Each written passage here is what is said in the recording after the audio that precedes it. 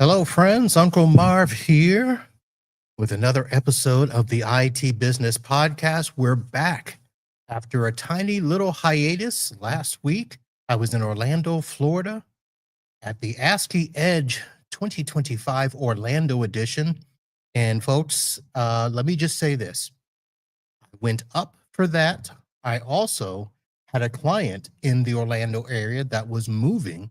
So I ended up going up Tuesday before the event to help install an internet circuit.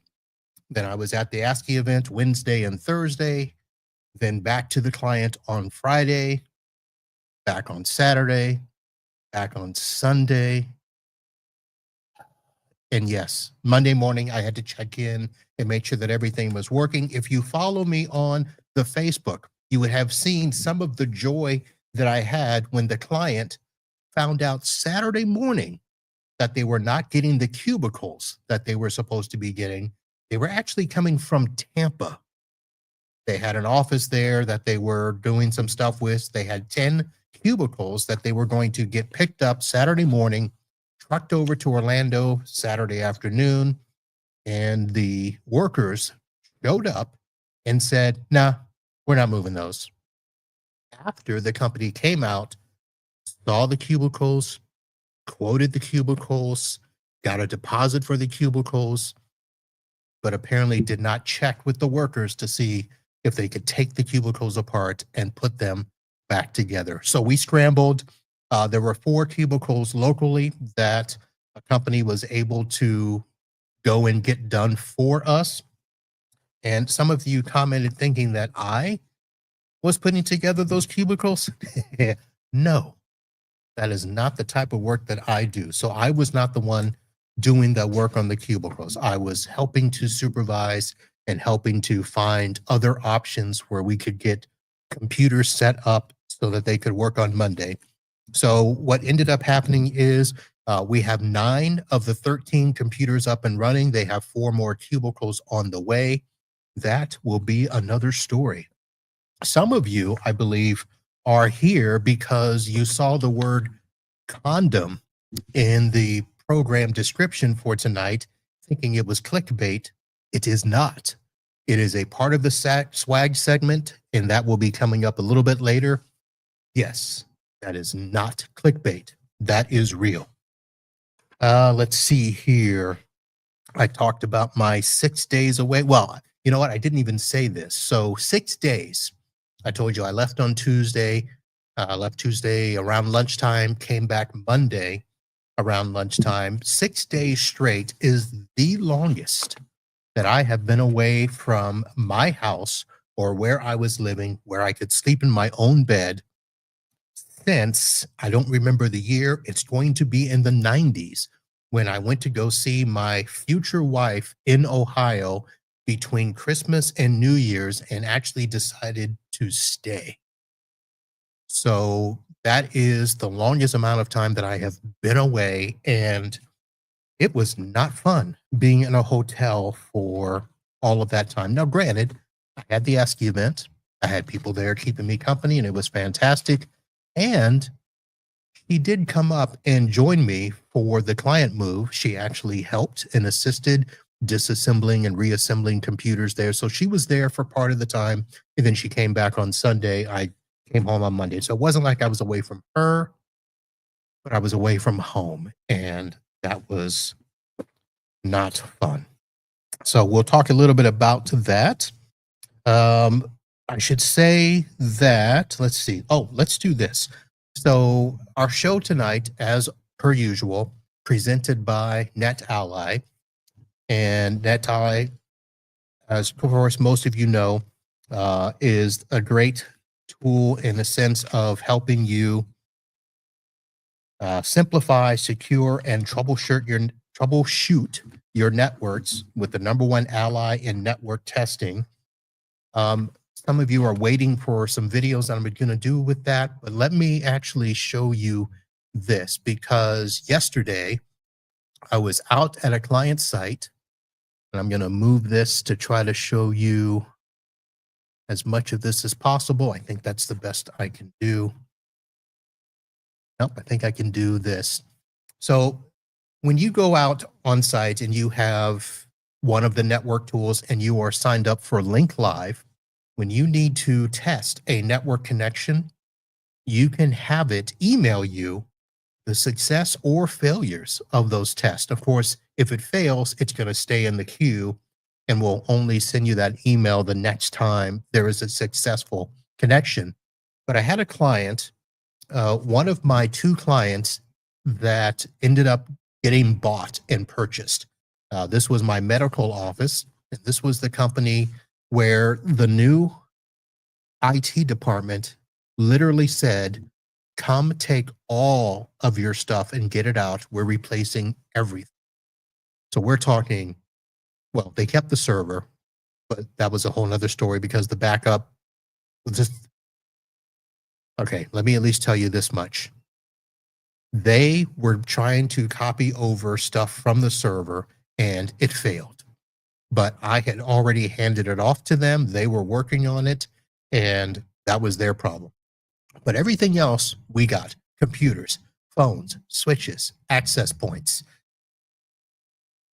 whatever else. I mean, tons of stuff. However, we left the camera system there, and there were two separate camera systems. One was the Lumu camera system that was actually purchased back in the IO8 days, and the other was a legacy camera system that a previous camera person put in. It was an old NVR BOSS system, and it failed, and they didn't want to use that person anymore. I put in a Synology surveillance station for them. I didn't do the full Synology NVR recommended devices. We had a 918 Plus that we just simply added, maxed out on memory. We put in solid state drives, ordered the correct number of license. They had 16 cameras, and that was running their camera system. So when they got purchased, the old company said, well, we don't want to support them. And we said, well, why not? Well, I didn't say why not. The doctor in charge said, why not? And they said, well, they're not HIPAA compliant and we don't support them. And the doctor says, we're keeping cameras. So they kept the Synology and Lumu camera system. However, they haven't done anything with them in 2 years. So two of the cameras are out, and the customer called me back and said, hey, they won't support our cameras. Can you? And I said, yeah, we'll see. So I went out, and one of the things that I had to do was figure out what they had done. I had not seen the network because this was done after we removed all of our stuff. But I knew that we had segmented the cameras to be on a separate VLAN, and I needed to see if they had done the same. So all I had to do was find one of the cameras that I wasn't working. I plugged in my EtherScope, and I got this email that confirmed to me that the connection was still VLAN. They had renamed it to a VLAN 5. And so at least I knew what I was working with there. So it just took me a few minutes to get the camera, pull the cable, plug it in there. And this is an example of what you can do when you go on site and into an environment that you don't know. You can kind of plug in stuff and see where you are. So that is what happened with this client. And luckily, I sold them 3 cameras. I replaced the 2 that had failed, and I sold them a spare, and was able to do that. I had to manually set the IP address for the cameras, even though they were set up for DHCP. The way that the system was set up, it was easier just to put them back to the IP address that they were to match the 2 cameras that were missing. I did not have access to the DHCP server so that I could, put in a registry setting and assign them through that. They did not want to call the IT department because they didn't want to get in trouble. I don't know what the deal was, but this was one of those things that we kind of had to do under the radar. They would pay for it, but they didn't want to have to deal with it. So if I had called them and said, hey, I need for you to set the IP addresses in your system to this, they probably would have pitched a fit. So used the EtherScope, got everything I needed, and that was that. So that is your NetAlly story and my client story for the week here, and it'll be great. So now let's go ahead and get to the ASCII Edge. So as many of you know, I've already done a couple of episodes about ASCII Edge. I did a preview with Diana Giles, who was giving a session there on stress management. And right before this last one, I did a quick interview with Jesse Tuttle, also known as Hackajack, and his keynote speech, The Mindset of a Hacker. And I will say this, yes, Jesse wowed at the session, but I kind of felt that Jesse was holding back because I couldn't tell if he was winded because like he was busy that day, or if he was like stressing because he wanted to say stuff but didn't feel like he could say stuff. I don't know. It felt like the statute of limitations was up, but it was almost like if he said something, he was afraid, federal agents would come busting through the door or something like that. So he left us hanging. So when I return back for some other ASCIIs, and definitely the ASCII Cup, we'll see if he starts to let some of the cats out of the bag and see what that was. So that is something where if you are in the area for the remaining ASCII Edge events, you need to get to them. If at the very least, the last day to see Jesse Tuttle's keynote speak. So there's more events coming.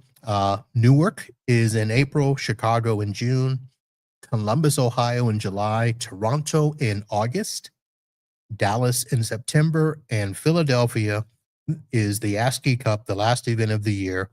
And we'll see if Pax8 and Rhythms duke it out. Rob and Steve have a little thing going there. I won't out them here. You need to go to an event to actually see what that is. But for the most part, the ASCII Edge events, they're not like some of the other events. You have the big Pax8, you have the IT Nations, great events, lots of vendors, lots of sessions. But the ASCII Edge events are a little bit more intimate, where you get to see and hang out with people there. Everything's in one room. All the speakers are in the same place. The vendor hall is right down the way. You see everybody multiple times in the day. You have lots of time to hang out and network and have chats. Some of the chats I did have on the podcast, and shout out to Kristen Pittman for telling me all the mistakes I did in my SharePoint migration, which I thought I had a pretty healthy checklist, but she just reminded me that no, if you're going to do real SharePoint migrations, you've got to use much more suited SharePoint checklists. So we talked about that. That episode, in case you're wondering, was already released. That was the last episode. No, I think there's another one since then. But it's I'm going to have a link in the show notes. It's episode 793, SharePoint Wins and Woes, or Woes and Wins. Kristen Pittman from Solutions. We talk about that. There is another episode also out already from ASCII. Jerry Kutavis, president of ASCII, was the first episode that we did there live in Orlando. I've got several more coming out. They're going to be fantastic. Steve Copeland, of course, Rhythms. They are my internet sponsor while I am out on the road. So he was there. Had a nice chat with him. Herman Poole, Laura Casper, Dave Geiger, Ali Johnston, fan favorite. Lisa Johnson, John McCarrick, James Abercrombie, and no, it is not pronounced Abercrombie and Fitch. It is Abercrombie, and David Steele, Entrada out of Pennsylvania, another ASCII member there. So what else happens at these events? Well, there are member meetings. So if you're an ASCII member and you want to know who all of the other local folks are in around where you're at, ASCII has a separate member meeting where we hang out, we chat. The partner dinners, we did have one of those. Actually, there were a few. I was at one. not all of them. But these are offsite, nice place. I don't know if they're all steakhouses, but this one was, and this was put on by Rhythms, Super Ops, and Channel Hunters. These dinners, so they were tagged as non-pitch events, and I will say that they did stay true to their word. They were not pitched, but it is definitely story time. So if you go out with Steve Copeland and Rhythms, it's going to be story time. You just have to accept that. And you know what? I can't remember the guy's name from Channel Hunters.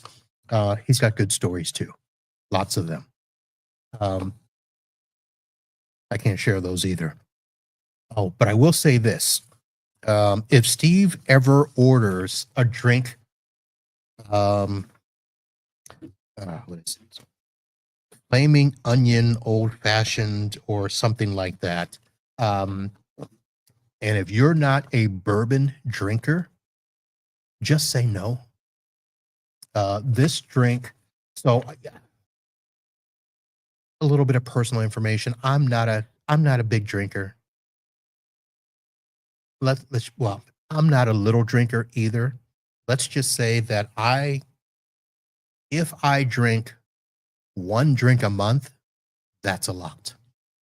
And usually I will cap my limit at 2, but it's not a full 2. Like, I'm never going to finish a drink. Let's just put it that way. And I ordered just a very safe, was it a rum and Coke or a Captain and Coke? Well, whatever it was. I tried to order that. Steve said, no, you got to have a real drink. And so he was in cahoots with our waitress, and she brought me this flaming thing, which I know there's bourbon in it because it basically smelled as soon as it came through the door. And there was some other stuff in it. There was there was an orange peel in it. There was something for garnish. They said there was syrup in it. I don't know. All I know is that it smelled nasty. It tasted nasty. If you're not a bourbon drinker, don't get that. And as a matter of fact, I've been thinking about this. I have these bourbon drinks that were given to me that they sit on my shelf. They're nice as decorations, but I'm considering giving them away.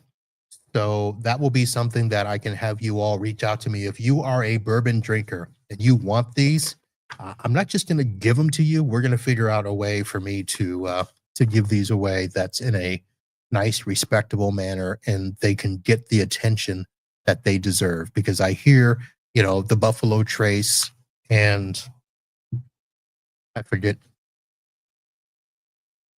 Four Roses. I hear the very great bourbons or whiskeys or whatever they are. No need for them to sit here. They were nice. I probably need to change up the decorations here a little bit. So that's what that is. So flaming, I call it the Flaming Onion Old Fashioned. I don't know what the real name is. That sounds close enough. If Steve ever listens to this, or if anybody around him can correct me, that's fine. Let's see. Actually, you know what? I also have some pictures. Let me bring those up. And bear with me here as I pull these up. And we will go through the pictures. If I can find them. I put them here. There we go. That's not it. Where's my picture? Here we go. Invalid file type, of course. Let's try this. That's better. All right, so here are some pictures. This is the Hyatt Regency Airport Hotel. That's a nice view from up front. And yes, when they said it is at the airport, literally you can walk downstairs and go through checkout. There are some of us there. For some reason, Lynn said we had to take a picture in front of the ASCII sign, so we did. And there was us having a late night picture, well, like 8 o'clock or so. Again, I don't know why we do. And this is us on the way to one of those partner dinners with Steve and his crew. I will never sit in a van like that again. Laura Casper, a person who was shy and thought that, she shouldn't do a podcast with me. She did. She's a winner. David Steele, another person who did a podcast with me, and he won stuff. So the thing is, and there's me getting an award. The thing is, come be on my podcast and you win stuff. Good luck happens. And Doug Young, after 32 years, retiring from ASCII. We wish him the best. So that's all I put up there, folks. Nothing major. There's a ton of other pictures out there. And what else happened? Oh, Rookie from Central Florida, works with C Solutions. Went to Florida Man games. Said she saw me there, but didn't come over and say hello. Rookie, I'm sorry about that. Jerry Kutavas was upset he could not make Florida Man, but we'll go next year. So there's going to be lots of stuff happening next year at Florida Man. Okay, so let's get to swag, because that's why some of you are here. I will say, first of all, I'm not quite sure about this from Manger. And I did see Rob Scott there, but we didn't get to chat to find out if this was supposed to be a bee or a wasp or a hornet.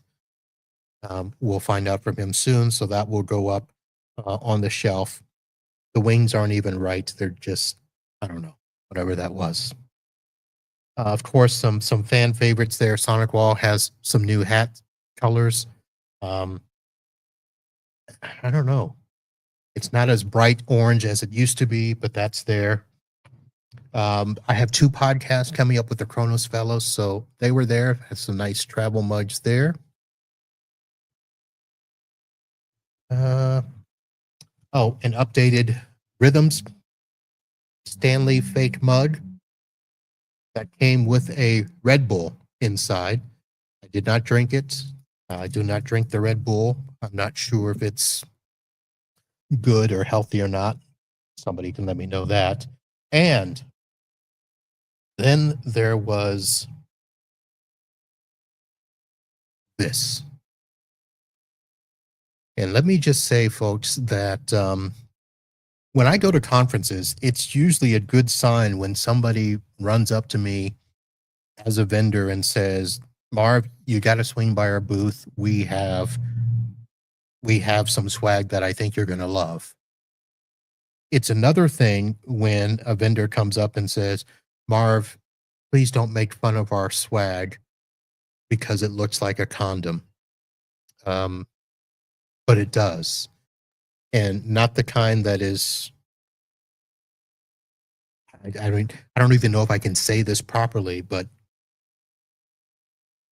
non-ribbed or ribbed for your I don't know. Let's just say, I'm not going to call out the vendor's name. It's going to be easy enough for you to figure that out, but hopefully they'll get this fixed. What this is supposed to be, folks, is a balloon. So you're supposed to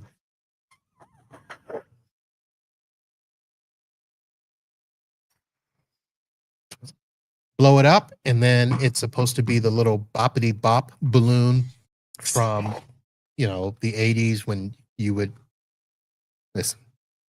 That's all you need to know.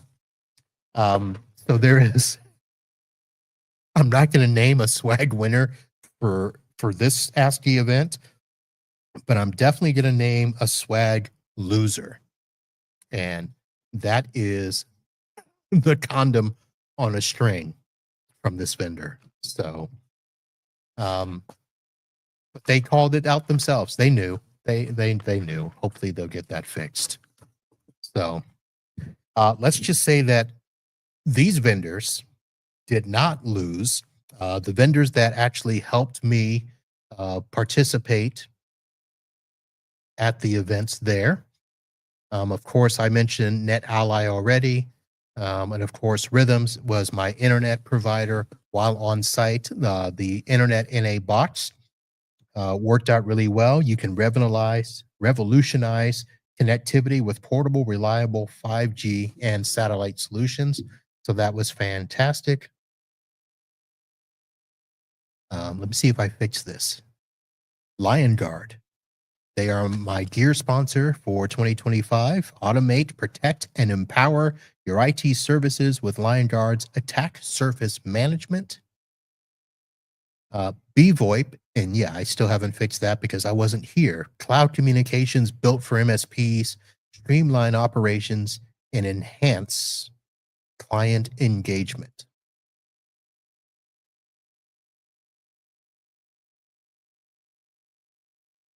And I'm sorry, I'm looking to see, and I didn't do this either. I need to put a thing in here for TrueGuard or TrueGrid.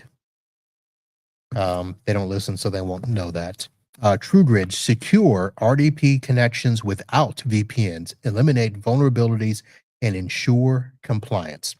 So the easiest way for you to support the show, besides using my Amazon link, is to go to itbusinesspodcast.com/sponsors and support these sponsors.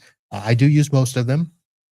And even if I don't, they're still good. These are great people doing great things in the industry. And I thank them for sponsoring me while I was out on the road and helping me with this show.